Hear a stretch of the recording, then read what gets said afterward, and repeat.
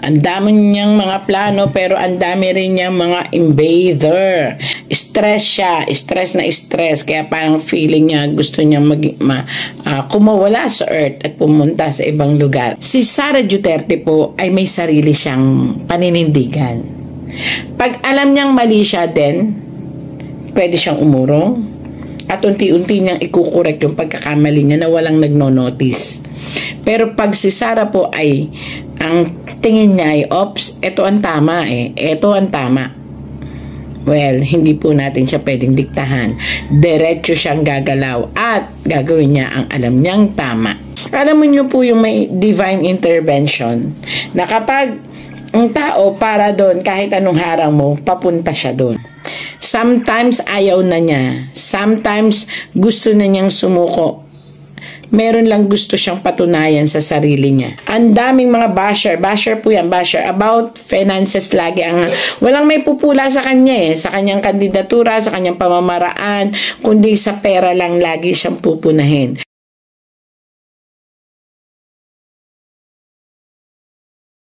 Magandang umaga mga kaibigan. Magandang umaga Pilipinas. Kaya again and again ako po'y magbabasa at makikichika sa ating mga bituing nagniningning.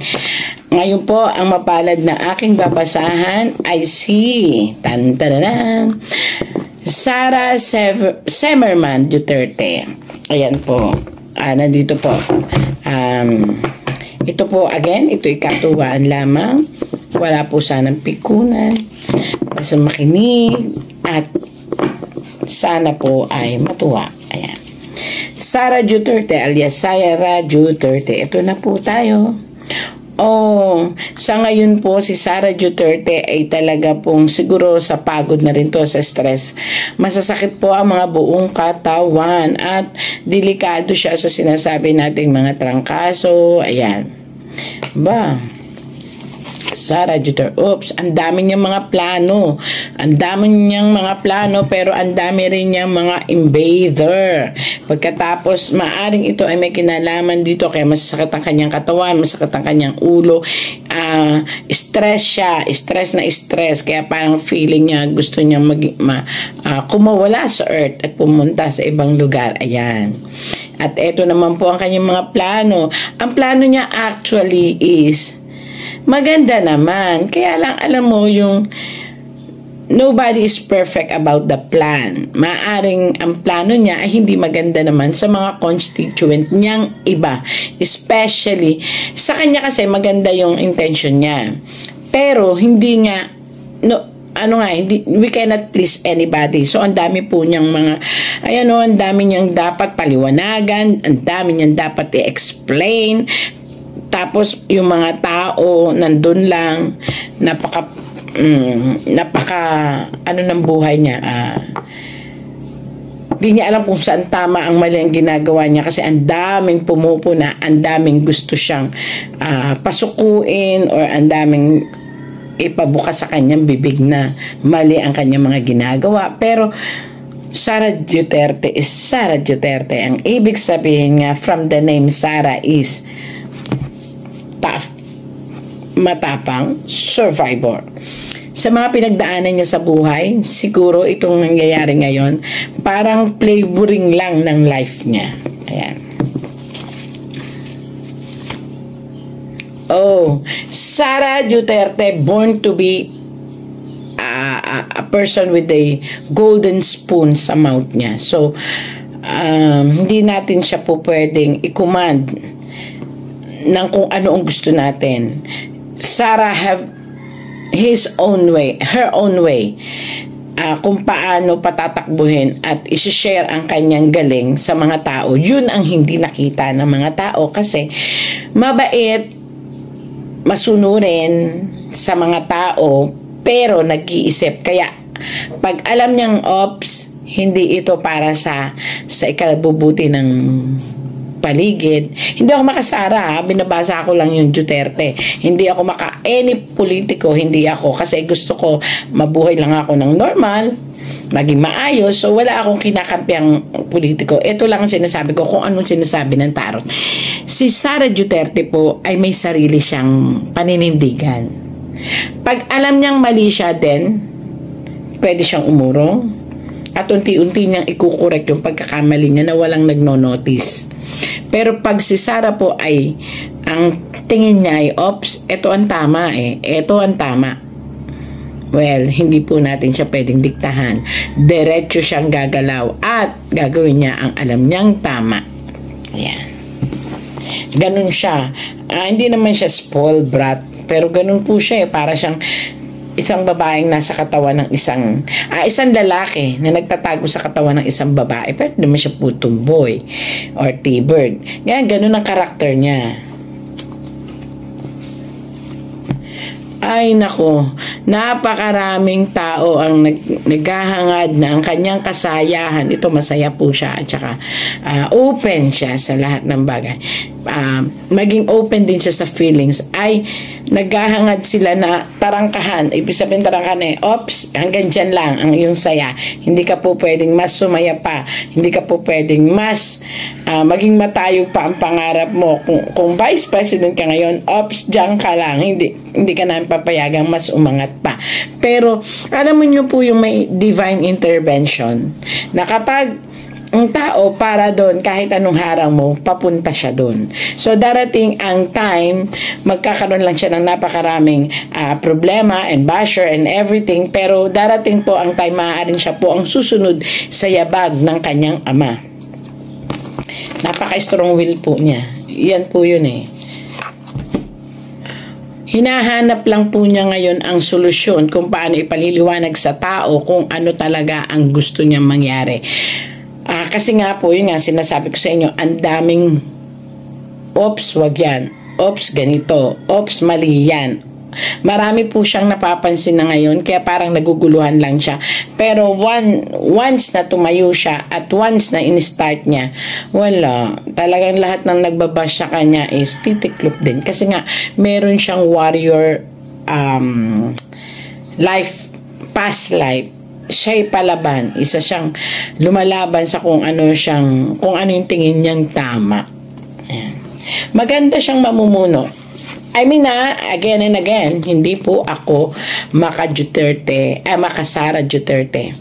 Masasabi ko lang po na binabasa ko ang tarot, maganda po siyang maging pinuno na kahit mismo sarili niyang kapatid ay lalabanan niya kapag alam niyang mali. Ayan. Marami ang humahanga sa kanya sa ibang bayan, ibang bansa po ito.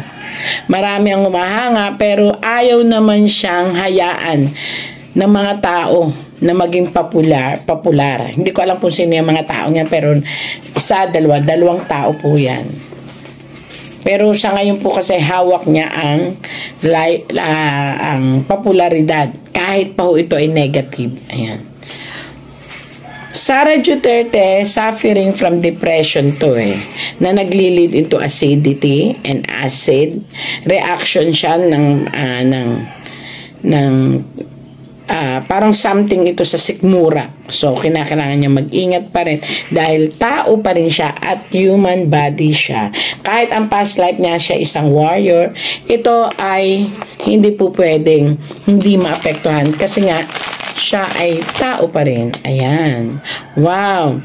1, 2, 3. 3 malalaking proyekto ang balak niya. Hindi ko alam, napakalalaki. Pero, I doubt it.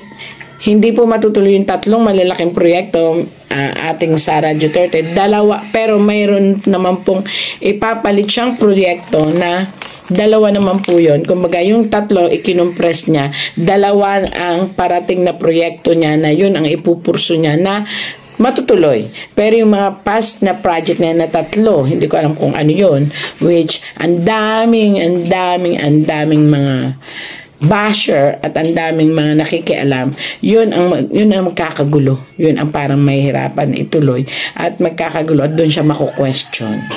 Ito yung dati pa siguro niya itong naging plano noon. Yan ang tutulig sa end. Kaya kung ako sa kanya, ang sabi ng Baraha, change the plan. Wow. Aiming a new life magiging makulay ulit. May isang, ang ibig sabihin po nito ay isang ibabash na naman siya. Hindi ko alam kung ano ibabash sa kanya, pero ito ay about naman sa, yun nga, sa father niya, which hindi na dapat idikit sa kanya, pero since she is a Duterte, ang mga haters ni father niya, maaaring isa sa mga maggagawa ng paraan para siya ay umalis sa pwesto. Yan. But still, matigas nga ang ulo ng ating Vice President. Ang kanyang katigasan ng ulo ay nagre-react sa kanyang personalidad. Hindi, lalaban siya kasi alam niya na tama ang mga naging desisyon niya. Kung meron mang mali, talagang aaminin niya. Ganon ang kanyang karakter. Galing ha. Hindi ako pero she is born to be a politician. Even she don't want. Siya ay talagang isang politiko kahit ayaw niya.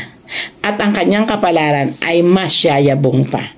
Hahawak din siya ng isang posisyon sa isang, if ever hindi siya magiging presidente o hindi siya magpipresidente o hindi siya pupunta sa politika, darating ang times na hahawak siya ng malaking posisyon kung sakaling papasok siya sa kumpanya.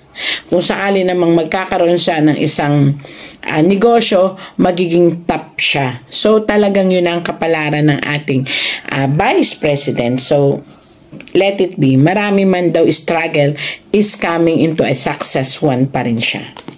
May mga tao talagang ganun. But, look at this one. Sometimes ayaw na niya. Sometimes gusto na niyang sumuko. Meron lang gusto siyang patunayan sa sarili niya. Kasi parang itong hamon ng tatay at anak Kaya mo ba? Which parang may gusto siyang patunayan na kaya ko to. Pero, sorry to say po, Ma'am Sara Duterte, minsan talagang ayaw mo na. You just want to sit back. And you just want to think na sana hindi na lang. Sana, puro sana at puro negative yun.